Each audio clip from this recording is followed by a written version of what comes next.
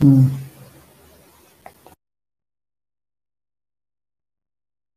तो नमस्कार। कैसे हैं आप सभी?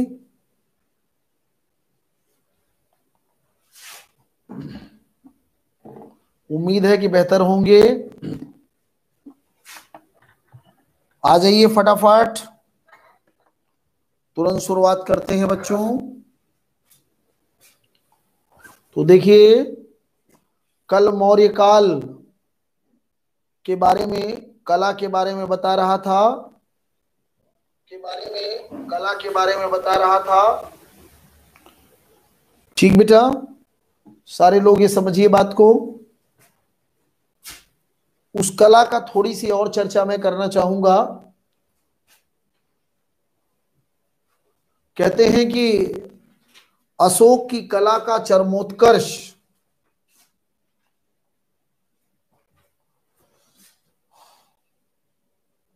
माने मौर्यकालीन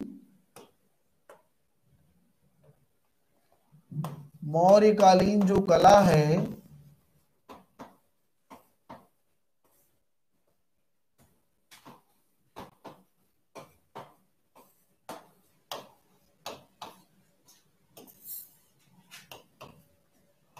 चरमोत्कर्ष माने उच्चतम विकास,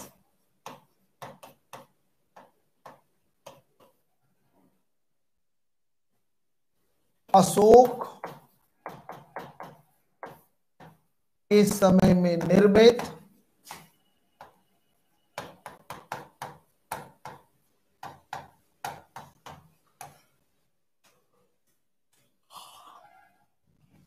सारनाथ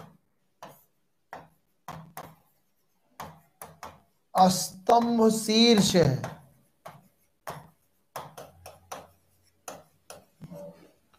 कहते हैं कि इस स्तंभ पर जो कलाकारी की गई वो इनके लिए इनका सर्वोच्च विकास दर्शाती है।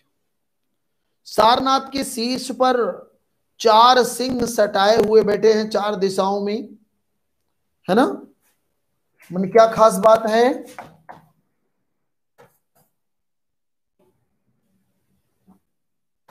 4 सिंह पीठ सटाए,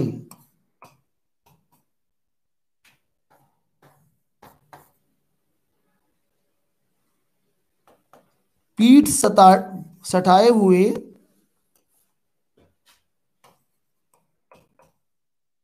चारों दिशाओं,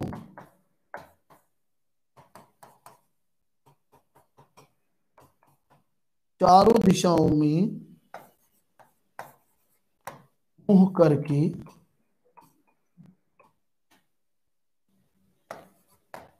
बैठे हैं,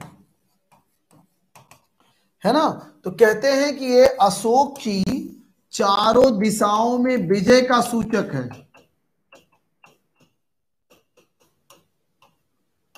चारों दिशाओं में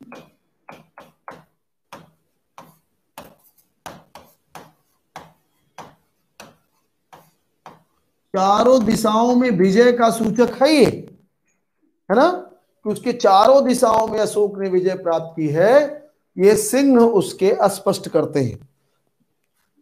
कहते हैं कि इन्हीं पर नीचे दाना चुगते हुए हंस बनाए गए। इसी स्तंभ के से सिंहों से नीचे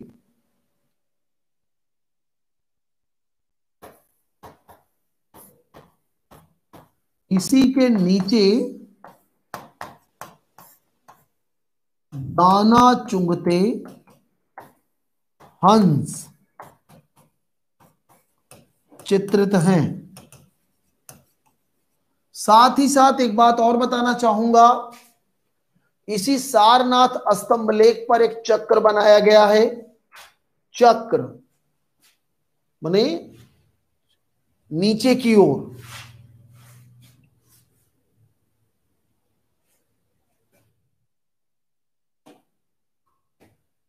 सारनाथ स्तंभ के शीर्ष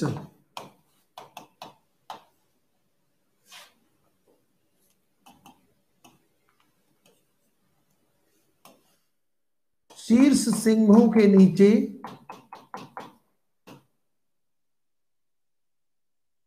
चक्र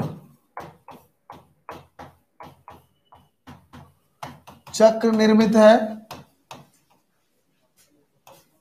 चक्र में कुल 32 तीलियां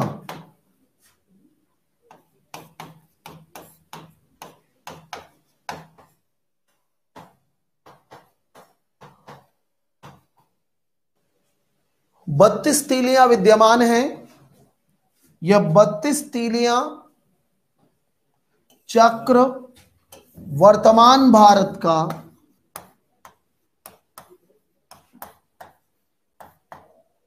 माने सिंह सहित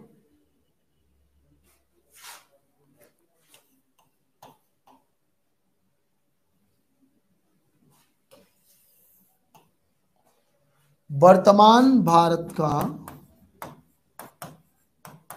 राष्ट्रीय प्रतीक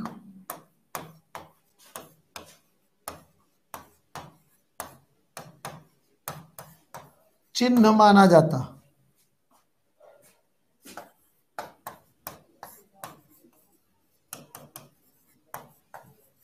ठीक है, तो यही क्लाइमैक्स है। इस तरीके से आप बेहतर इसको समझ सकते हैं। अच्छा, और आप समझिए ध्यान से, इसी चक्र के नीचे जो पट्टी बनी है, इन पर 4 पशु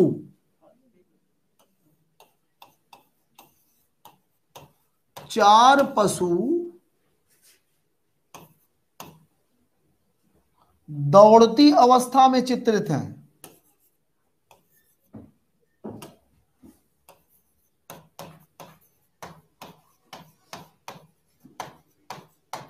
दौड़ती अवस्था में चित्रित है।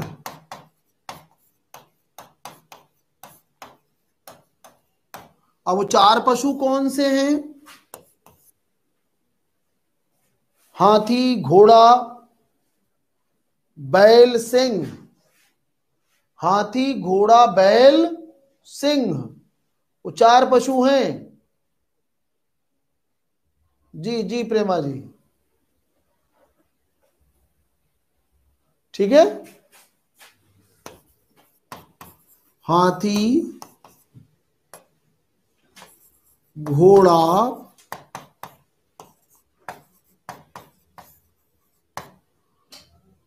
बैल, सिंह, ये भी आपको विशेष ध्यान रखना। 4 सिंह ऊपर, उसके बाद फिर चक्र नीचे की तरफ, फिर उसी चक्र के नीचे जो पट्टी है ना, उसी पर 4 पशु दौड़ती अवस्था में चित्रित हैं, जिनमें हाथी, घोड़ा, बैल, सिंह, ये सब इसमें चित्रण किए गए हैं।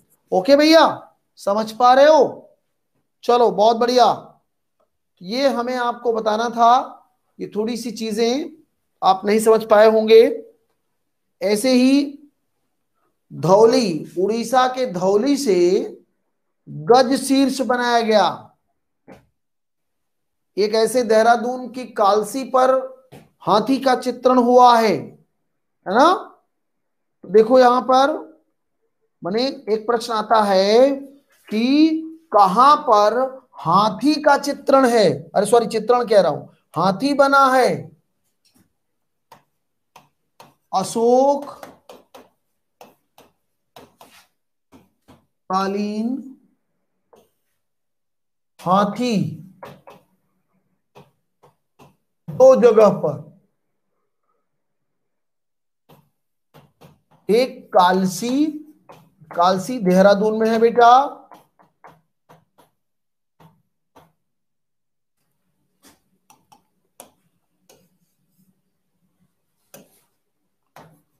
दूसरा जो है धौली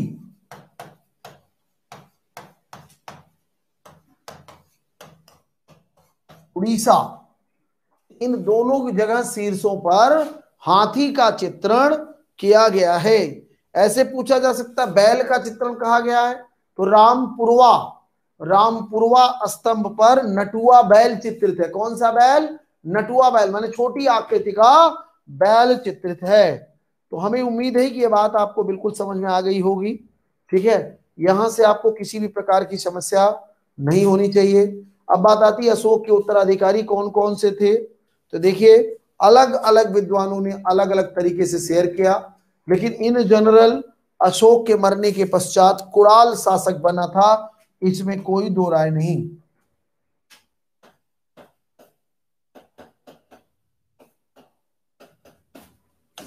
अशोक के उत्तराधिकारी भी, अशोक की मृत्यु 232 में हुई, उसके पश्चात की क्या स्थिति है। तो सबसे पहले कुणाल बना। कुणाल के बारे में कहते हैं कि यह अंधा था। कुणाल के समय में दशरथ,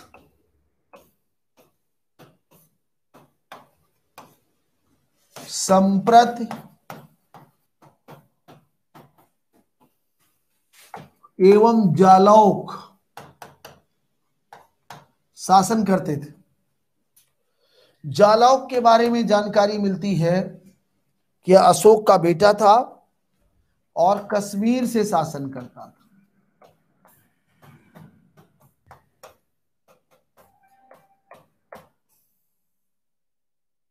संप्रत के बारे में सूचना मिलती है कि यह उज्जैन में शासन करता था।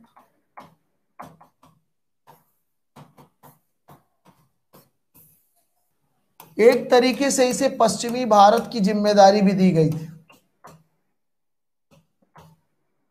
माने मध्य एवं पश्चिमी भारत। और दशरथ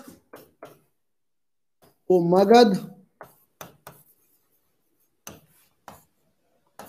मगध सहित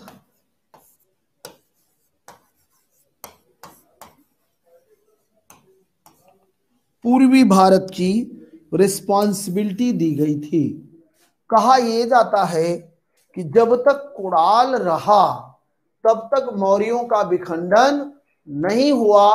कुणाल भले ही अंधा था, लेकिन इसके नाम पर यूनिटी बनी रही, और कुणाल के मरते ही उसके तीनों जगहों के उत्तराधिकारी या स्थानीय गवर्नर, ये लोग स्वतंत्र हो गए। माने कश्मीर में जालौक स्वतंत्र शासन करने लगा, पश्चिमी भारत उज्जैन में संप्रत स्वतंत्र हो गया, और पूर्वी भारत अर्थात पाटलिपुत्र में दशरथ स्वतंत्र होकर शासन चलाने लगा।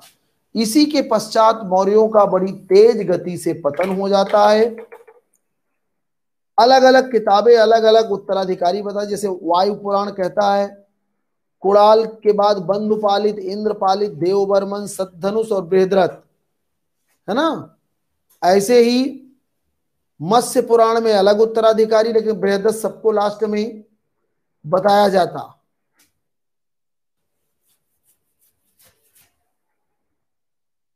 तो सबसे जो बड़ी चीज सामने आई बेटा, ये श्योर हो गया कि मौर्यों के अंतिम उत्तराधिकारी कौन था? बृहद्रथ था।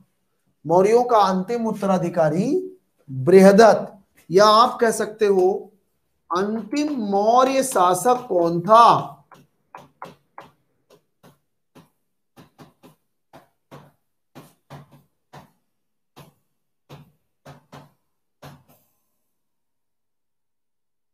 बृहद्रथ था। यहां तक किसी बच्चे को कोई कंफ्यूजन हो तो बात करो जल्दी से, फिर मैं आगे अगले टॉपिक में प्रवेश करूंगा। थोड़ा सा मौर्यों का यहां पतन बताऊंगा, पतन के पश्चात नया टॉपिक।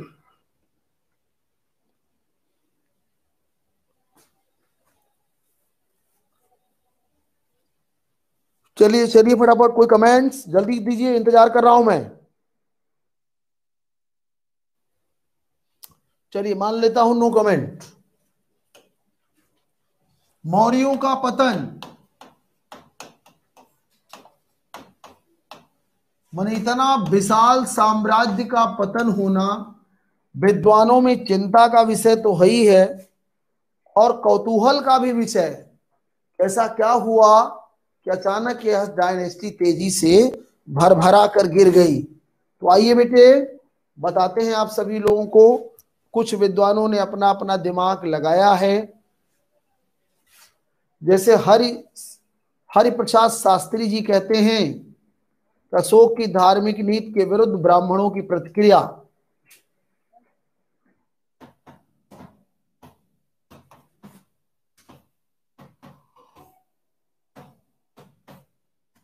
कई महत्वपूर्ण कारण।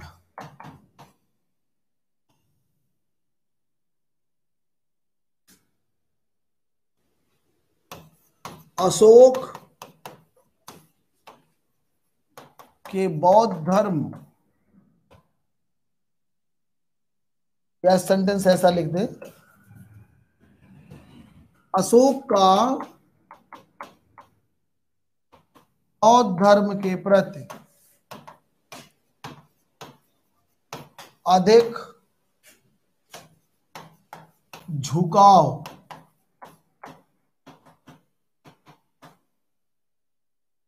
झुकाव के कारण ब्राह्मणों की प्रतिक्रिया, तो पुष्टमित्र शुंग वगैरह,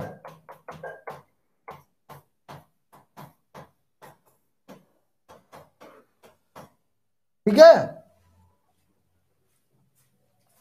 ये किसने कहा? यह मत है हरिप्रसाद शास्त्री जी का।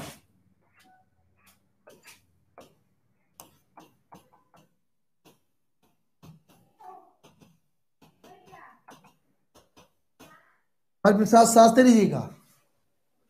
ऐसे ही बेटा मध्य गंगा घाटी की बौद्धिक संस्कृतियों का अन्य क्षेत्रों में प्रसार, डी.एन. झा साहब।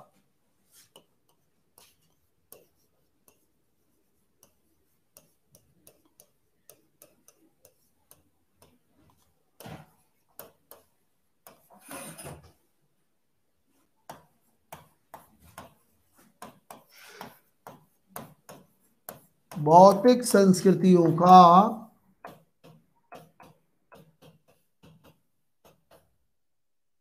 अन्य क्षेत्रों में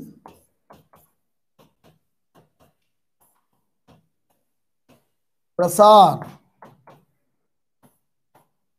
यह मत किसने दिया बेटा? इसके बारे में सुनिए, डी.एन. झा साहब का स्टेटमेंट है। किसका है? डी.एन. झा, दुजेंद्र नारायण झा।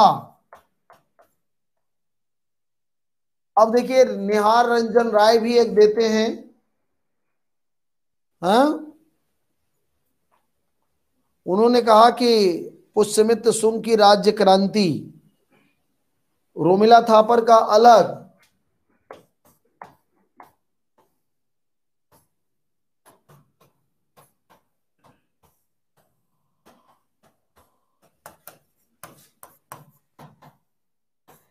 राज्य क्रांति।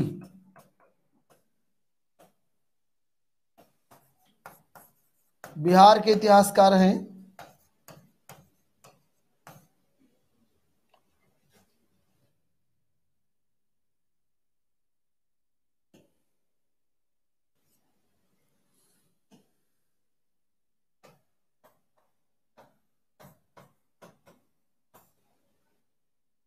ठीक है। और भी ऐसे रीजन बेटा बताए गए जिससे इनके पतन का रीजन खोजा जा सकता है। तो रोमिला थापर ने कहा कि अत्यधिक केंद्रीकरण। रोमिला थापर ने क्या कहा? अत्यधिक केंद्रीकरण।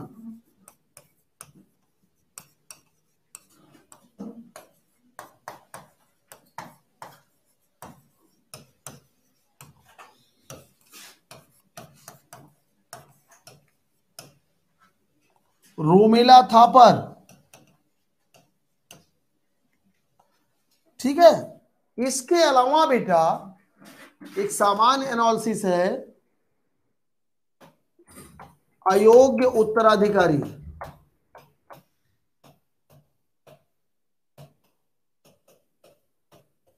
तो अयोग्य उत्तराधिकारियों के समय में इसका और तीव्र गति से पतन हो गया दोस्तों। तो अब यहां किसी को और प्रॉब्लम हो रही तो बात करें जल्दी जल्दी, फटाफट जल्दी से।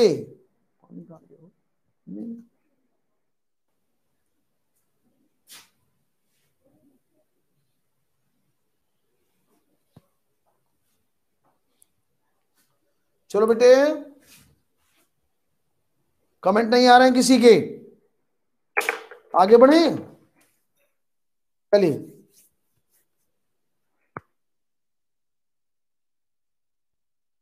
क्लियर है ना? वाह भाई। अब चलिए अगले टॉपिक में यार प्रवेश करते हैं हम सभी लोग। अब शुरुआत होगी मौर्योत्तर काल, माने मौर्यों का यहां से समापन हुआ। इसके पश्चात अब शुरू होगा मौर्योत्तर काल। तो ध्यान से समझना है सारे बच्चों को।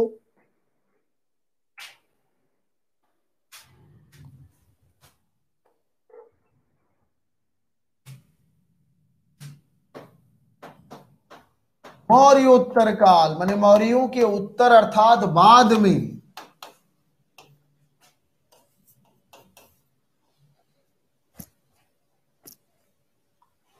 जब मौर्योत्तर काल की बात आती है बेटा, तो लगभग 185 बीसी से लेकर यह 320 एडी तक माना जा सकता है।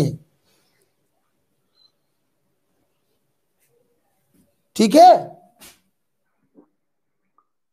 अब ये किसी एक राजवंश का बोलबाला नहीं था, बल्कि इसमें कई राजवंशों का बोलबाला था। इसीलिए किसी एक नाम से न जानकर बेटा ये कई अन्य नामों से जाना जाता है, कई अन्य राजवंशों से जाना जाता। तो देखिए जरा इसमें क्या हुआ।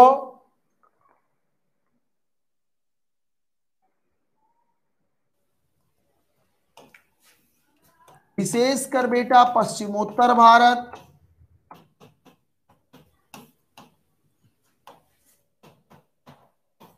और दूसरा उत्तर भारत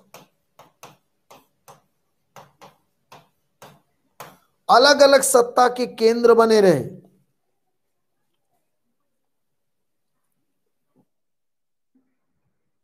है ना, उत्तर कहना ठीक नहीं, रुक जाओ, पूर्वी एवं मध्य भारत।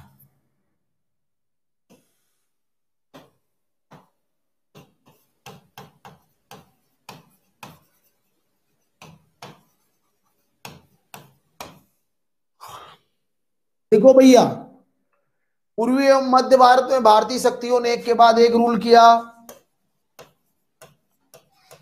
शुंग वंश, कण्व वंश एवं आंध्र सातवाहन वंश।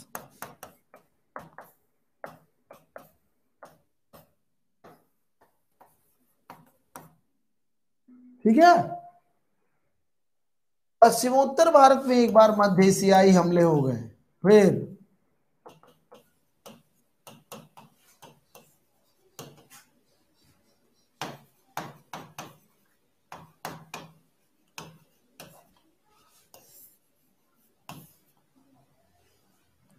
मध्य एशियाई आक्रमण। तो इस कड़ी में बेटा इसमें आप देख सकते हैं इंडो ग्रीक,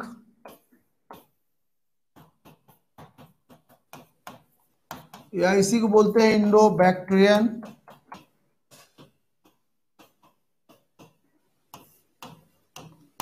एवं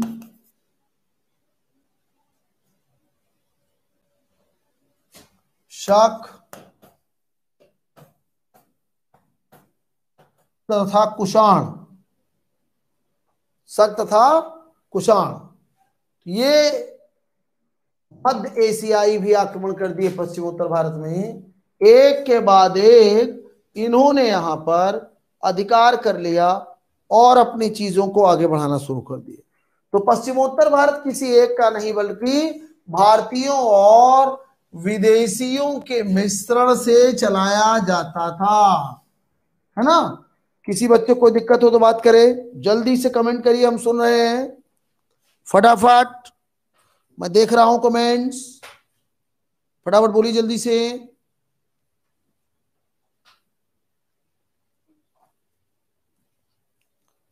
जल्दी जल्दी।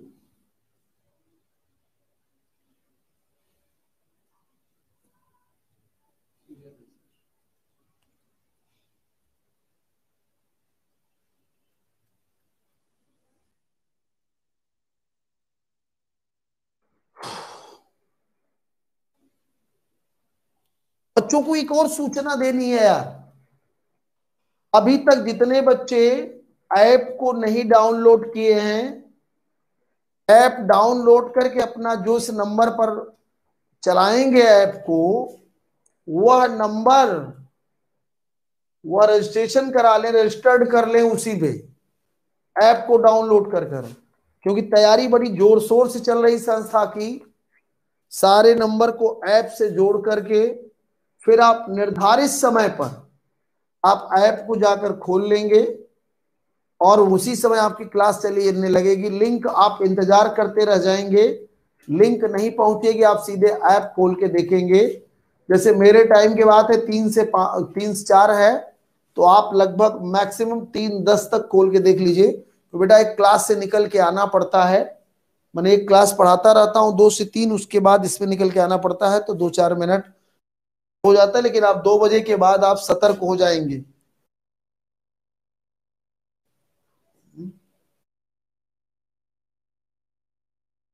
एक और सूचना है हमारे टेक्निकल टीम द्वारा दी जा रही है कि आप अभी तक जितनी क्लास लिए हो सब उसका उस पर वीडियो भी उपलब्ध है आपको। जो बच्चा मान लीजिए अभी नया जुड़ा, उसको पिछला लेक्चर नहीं मिला, घबरा रहा होगा कि सर पिछला लेक्चर कैसे प्राप्त होगा, तो सारे के सारे लेक्चर उसमें बाय नेम टॉपिक वाइज उपलब्ध हैं और आप अपने सुविधानुसार उसे जब समय मिले खोल करके देख सकते हैं। ठीक है, तो आप समझ गए मेरी बात। कुछ टिप्पणी करिए, कमेंट्स करिए, टिप्पणियां या कमेंट्स करिए, जिससे हम श्योर हो जाएं कि हमारे बच्चे चीजों को समझ पाए।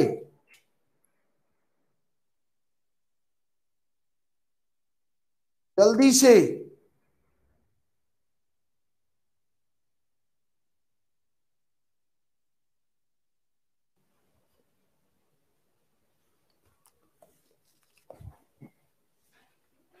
चलिए, कमेंट्स आ गए।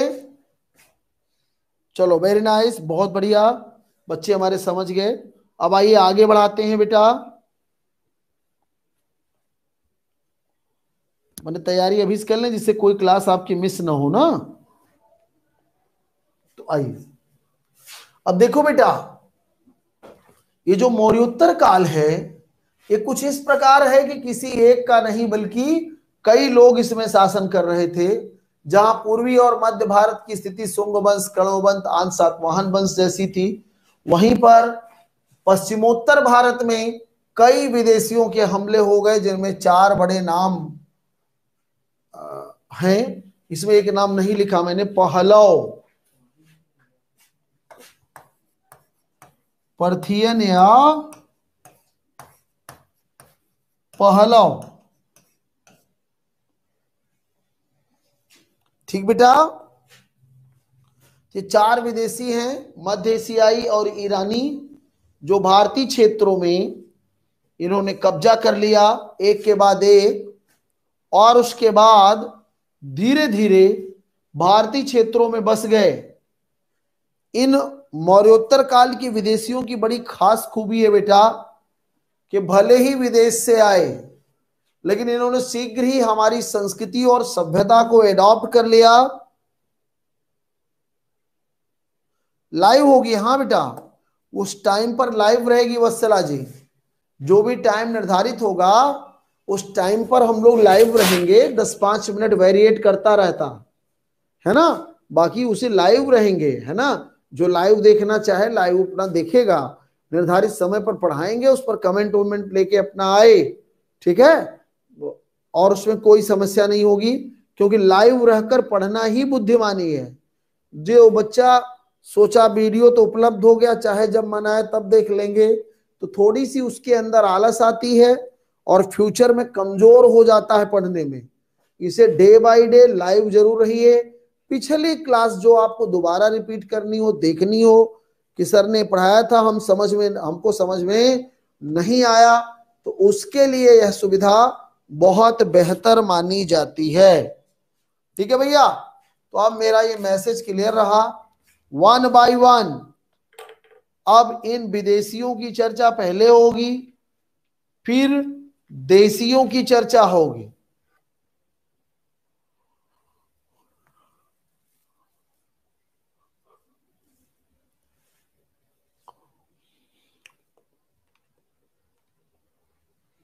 चलें बेटा।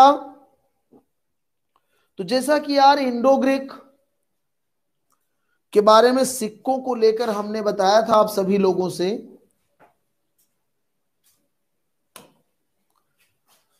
देखो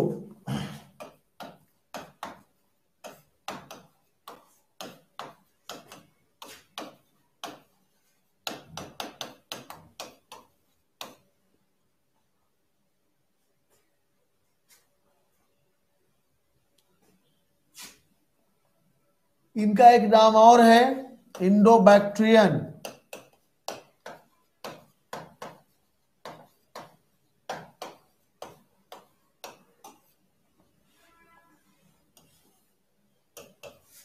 ये कौन थे? मध्य एशियाई।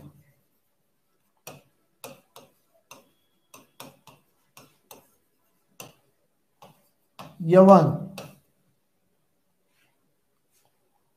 ये भारत के पश्चिमोत्तर मान विशेष के तक्षशिला सेक्टर में आए। बेटा बताया तो यहां तक जाता है कि इनके दो समूह भारत में बसे, एक यूकेट्राइट्स वंश और एक डेमेट्रियस कुल।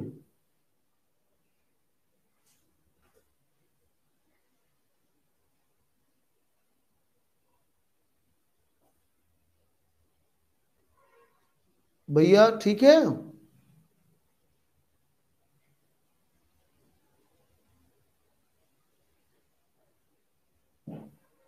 ठीक है बेटा।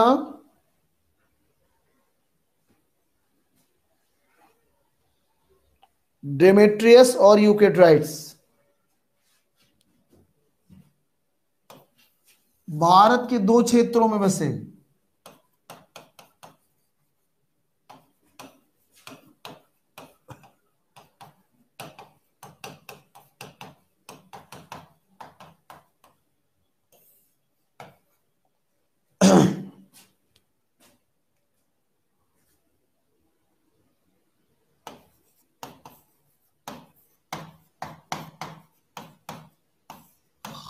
एक डेमेट्रियस कुल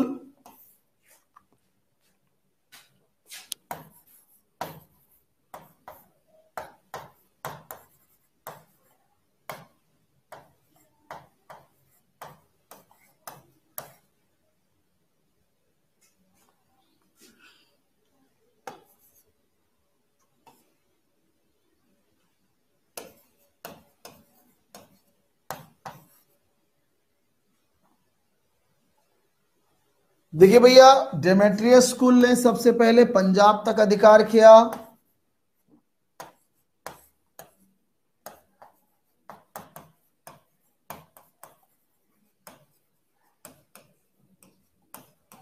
ठीक है, पंजाब तक अधिकार किया। और मैं आपको बताना चाहता हूं इसी डेमेट्रियस स्कूल का प्रमुख शासक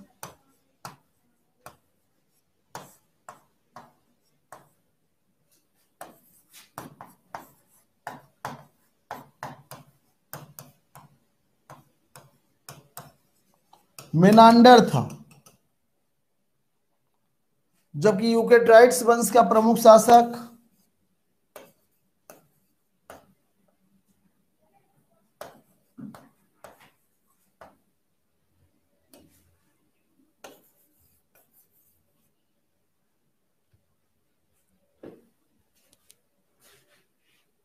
ठीक बेटा यूकेट्राइट्स था। लिख रहे हैं, रुक जाओ एक मिनट, जल पान कर लें, पानी पी लें।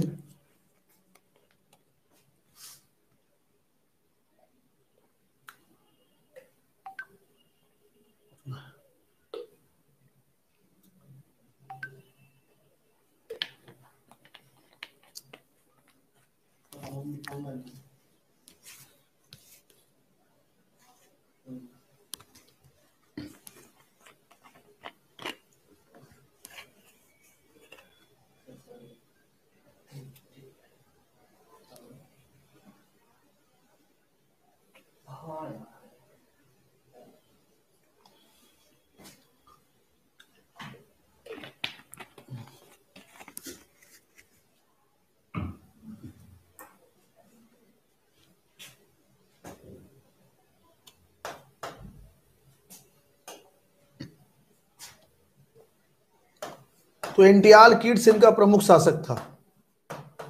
एंटियाल कीट्स है ना, ये प्रमुख शासक था। देखिए इन हिंद यवनों का बड़ी खास बात ये थी बेटा कि भले विदेश से आए, ये भले विदेश से आए, लेकिन इन्होंने भारतीय संस्कृति को आत्मसात कर लिया। भारतीय संस्कृति को आत्मसात कर लिया, अर्थात भारत में जो धर्म थे चर्चा में चल रहे थे उन्हें अडॉप्ट कर लिया। जैसे डेमेट्रियस परिवार बौद्ध धर्म से जुड़ गया और प्रमुख शासक आ गया यहां एक मेनांडर, जो पंजाब तक शासन करता था, डेमेट्रियस परिवार का था। और यूकेट्राइट्स वंश बेटा वैष्णव धर्म से जुड़ गया।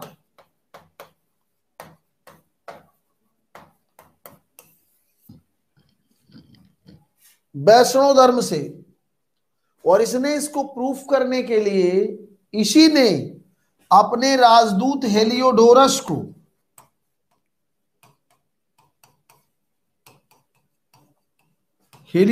को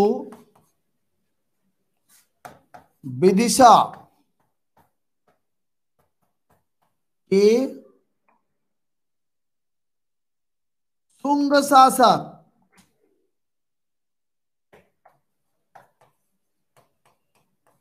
भागभद्र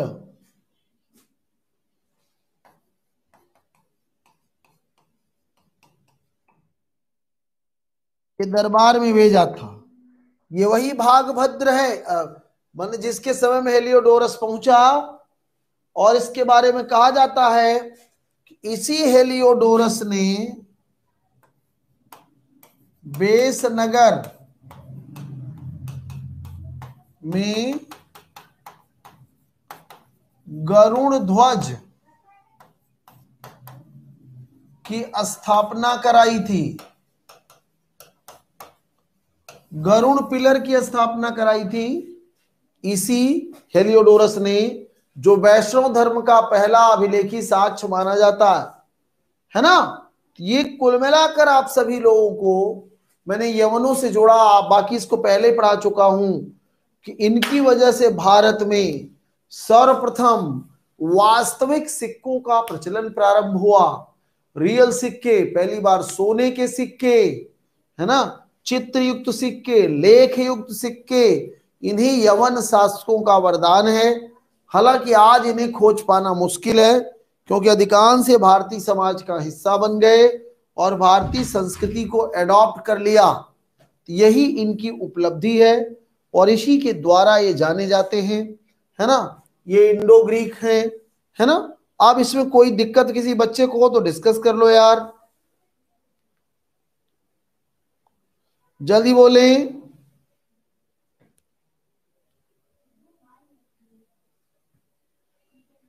बोलो जल्दी से, कमेंट्स करो।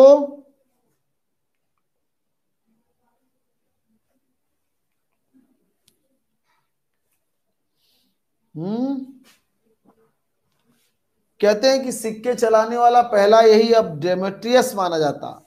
भारतीय क्षेत्रों में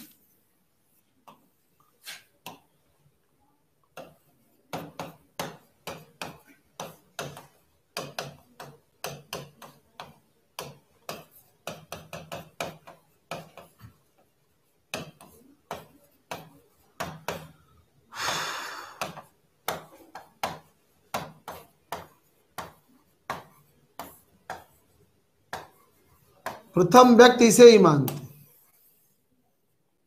डेमेट्रियस को। ठीक है, तो बस आज यहीं तक रहेगा। ओके, तो थैंक यू वेरी मच सारे लोग, कल फिर मुलाकात करते हैं। जिसे जहां डाउट हो तैयारी अपनी करके आए, पूछने की तैयारी किए।